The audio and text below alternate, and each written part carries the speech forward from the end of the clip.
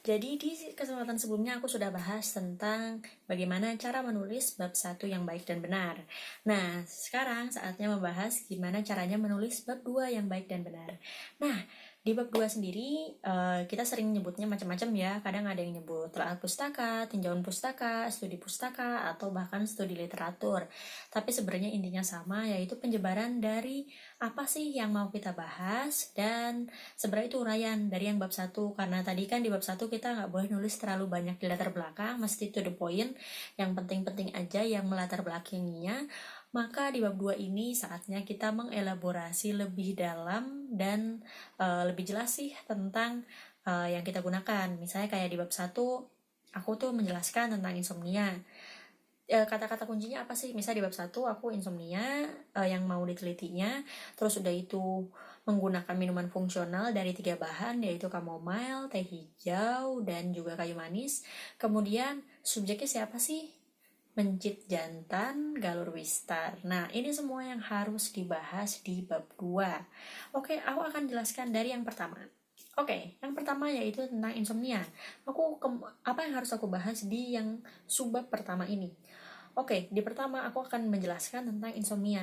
Apa sih insomnia itu? Di sini kita nggak usah masukin data lagi, insomnia jumlahnya berapa, itu sudah dimasukkan di latar belakang tadi. Nah, kalau misalnya di bab 2 ini teman-teman masih punya data, bisa dipindahkan ke bab 1. Nah, jadi di bab 2 ini teman-teman bisa fokus tentang insomnia itu apa, dari definisinya, terus udah itu patofisiologinya juga. Kemudian kalau misalnya mau fokus nih, kayak aku, insomnia aku yang mau aku bahas sebenarnya insomnia primer aja, bukan yang lain kayak gitu. Nah, itu bisa aku masukin di sub-subbab. Jadi ada sub-subbab yang namanya jenis insomnia. Nah, di sini aku akan jelaskan secara sepintas, yaitu insomnia primer apa, dan yang kedua insomnia sekunder apa. Nah, tapi perlu di-highlight di sini karena nih aku fokusnya sama insomnia primer aja, bukan insomnia sekunder. Aku tetap bahas insomnia sekunder sedikit. Di situ aku jelaskan bahwa insomnia sekunder itu adalah insomnia yang disebabkan karena adanya penyakit lain, misalnya kayak demam, terus udah itu HIV dan lain-lainnya. Misalnya kayak gini, kita dalam kondisi demam kan jadi nggak bisa tidur ya. Nah, itu tuh namanya insomnia sekunder. Jadi bukan insomnia yang berdiri sendiri, kita nggak kenapa-napa tiba-tiba nggak bisa tidur gitu. Jadi itu adalah insomnia yang kita demam terus karena sakit, karena nggak enak badan, atau misalnya karena lagi flu, jadi kita nggak bisa tidur. Nah, itu insomnia sekunder. Tapi di sini aku nggak perlu ngejelasin flu itu apa, definisinya, patofisiologi flu, terus udah itu patofisiologi demam, dan lain sebagainya. Itu nggak perlu aku teliti, karena nanti jatuhnya malah akan melebar, nggak fokus sama penelitianku. Nah, yang biasanya jadi permasalahan adalah banyak mahasiswa yang ngerasa kalau misalnya tinjauan pustakanya pendek itu kayak nggak meyakinkan. Jadi aku membuat tinjauan pustaka yang panjang. Cuma masalahnya ketika panjang jadinya melebar, bukan mendalam. Padahal di bab 2 atau tinjauan pustaka kita itu harusnya menjelaskan sesuatu secara mendalam. Jadi cukup satu atau beberapa topik aja yang dibahas, tapi mendalam itu aja yang dibahas. Bukan malah melebar kemana-mana, yang penting kelihatan banyak gitu. Nah, jadi karena aku bahasnya tentang insomnia primer, jadi yang lain dibahas mungkin dikit aja. Setelah itu aku fokus di insomnia primer. Ya, jadi insomnia primer itu ada sub-subbabnya. Setelah itu ada subbab selanjutnya lagi yang aku menjelaskan insomnia primer ini sebenarnya patofisiologinya kayak gimana. Jadi fokus ke situ. Oke, membahas insomnia primer sudah berakhir, udah selesai pokoknya ya di subbab insomnia. Oke, apalagi yang perlu dibahas di subbab selanjutnya? Nah, yang perlu dibahas di subbab selanjutnya adalah tentang minuman fungsional. Karena kan itu dasar penelitiannya ya, minuman fungsional. Jadi aku menambahkan satu subbab tentang definisi minuman fungsional itu apa. Jadi kan pengen banget ya tadi di latar belakang ngejelasin minuman fungsional adalah apa. Nah, ini saatnya teman-teman membahas tentang minuman fungsional itu apa. Definisinya, terus udah itu. Kalau tadi di bab 1 pengen jelasin kenapa sih menggunakan lebih dari satu bahan, bisa dijelaskan dengan lebih detail di bab 2 subbab minuman fungsional ini. Ya, sudah cukup menjelaskan di situ, yang penting mendalam dan tidak melebar kemana-mana ya.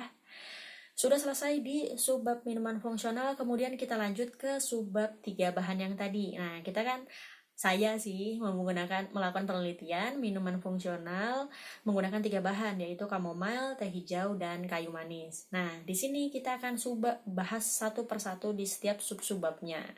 Jadi misalnya teh hijau. Teh hijau kita bahas apanya dulu? Taksonominya dulu. Teh hijau ini sebenarnya apa sih namanya? Oh, Camellia sinensis. Nah, dibahas itu sampai taksonominya dapat.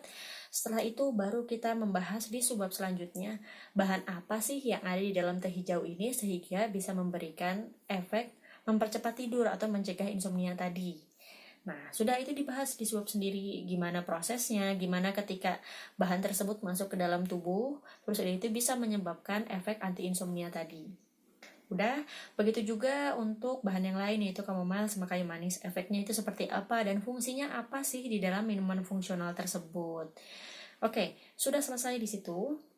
Kemudian selanjutnya, karena kita menggunakan tikus jantan galur wistar, maka kita perlu bahas tentang tikus jantan galur wistar itu apa. Lah, bukannya nanti tikus jantan galur wistar itu akan dijelaskan di metode ya? Benar banget, kita akan menjelaskan itu nanti di metode, tapi kan kita nggak bisa ya jelasin di metode, misalnya alasan kita kenapa sih pakai tikus jantan galur wistar, kenapa nggak pakai tikus betina aja. Nah, semua penjelasan itu perlu teman-teman masukkan di bab 2. Jadi di situ dijelaskan kenapa pakai tikus jantan galur wistar, kenapa nggak pakai tikus betina aja, kenapa juga nggak pakai yang galur ragdouli atau yang galur-galur lain kayak gitu. Nah, bisa dijelaskan di situ panjang lebar lah, silahkan dijelaskan. Nah, termasuk juga di situ karena aku menggunakan insomnia, maka aku tambahkan satu sub-subbab tentang bagaimana sih proses insomnia di mencit tersebut. Dan apakah mencit tersebut bisa jadi model untuk manusia. Jadi jangan sampai nih, aku mau menggunakan mencit jantan galur wistar misalnya. Terus udah itu, apakah proses insomnia yang terjadi di mencit itu bisa dijadikan model untuk nanti ke manusia? Kalau misalnya enggak, ya buat apa kita melakukan penelitian ini? Karena nanti kan uji preklinisnya nggak akan bisa diaplikasikan ke manusia gitu. Nah, jadi perlu subbab tersebut ya. Nah, terus udah itu terakhir, setelah subbab mencit-mencit ini selesai, maka kita akan masuk ke subbab penelitian terdahulu. Nah, kalau di buku panduan penulisan tesisku dulu, penelitian terdahulu ini masuk subbab tersendiri. Jadi di situ aku buat dalam bentuk tabel, di mana di tabel tersebut ada penelitiannya apa, tujuannya, kemudian hasil penelitian, dan yang terakhir adalah literaturnya atau sumbernya, referensinya itu penulisnya siapa.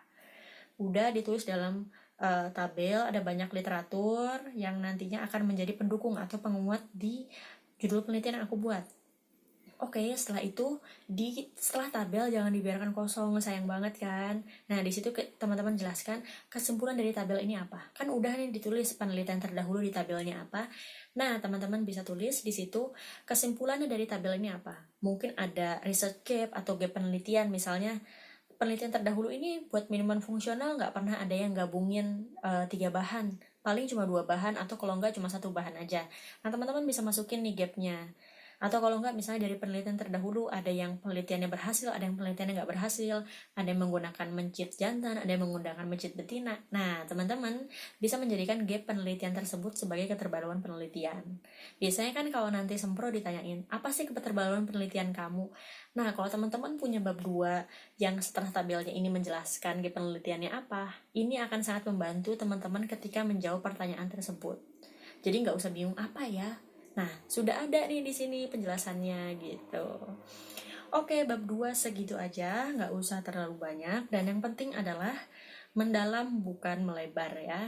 Karena kalau melebar sekalipun banyak pasti nanti dibantai habis-habisan sama dosennya waktu sempro.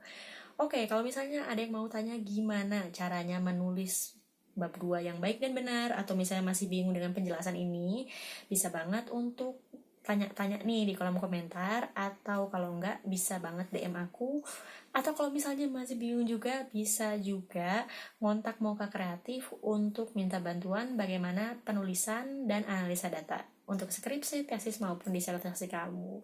Terima kasih.